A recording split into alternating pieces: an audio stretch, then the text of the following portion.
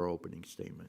Thank you, Mr. Chairman. Good morning, everyone. Welcome to our witnesses who are advocating for people that we depend on every day, from those fixing our cars to protecting us from fraud to ensuring the products and services we use are what they claim to be. This hearing also serves as an appropriate follow-up to last week's legislative hearing on the supply chain management issues. We know that losing control of our supply chains can limit the availability of critical goods, harm production quality, and weaken the security and integrity of products and services being sold to American families and businesses. This subcommittee is leading to ensure people aren't getting ripped off, and even more importantly, that families and communities are safe. My colleague and the ranking member of the subcommittee, Jan Schierkowski, has been a tremendous leader for us on all of these product safety topics. And working with her as a ranking member was a pleasure, and I appreciate her continued efforts now with subcommittee chair Gus Bilirakis on all of these issues. We have an ambitious docket today. Much of the work still lies ahead of us on these bills. I do hope that we can build bipartisan consensus and stakeholder support as we move forward. This committee, as has been mentioned, has a rich history of coming together on behalf of those that we serve. And many of these bills address issues that we've all heard about directly from people in our communities to make products safer. Rep. David Valadeo's proposal would combat romance scams by going after con artists who prey on lonely people, particularly adults over 60 who were scammed for nearly $140 million in 2020 alone.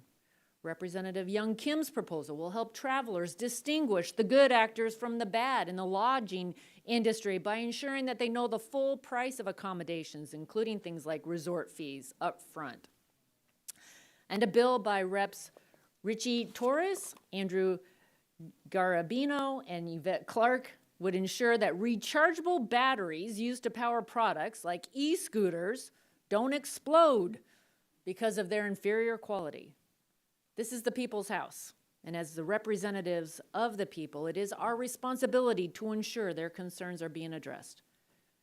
It's part of why I do remain concerned about agencies like the FTC, that I see losing sight of their mission of consumer protection and fighting fraud scams.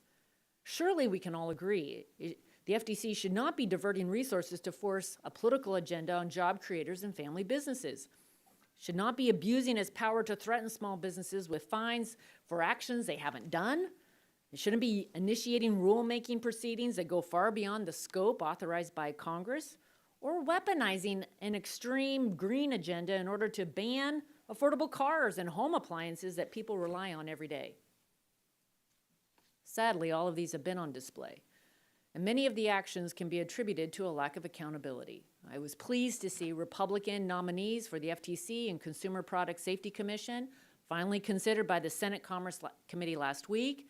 These nominees are needed to move to the Senate floor and be confirmed expeditiously in order to start returning the agencies to core missions. Until bipartisan input is restored, these agencies' credibility and integrity will continue to be eroded.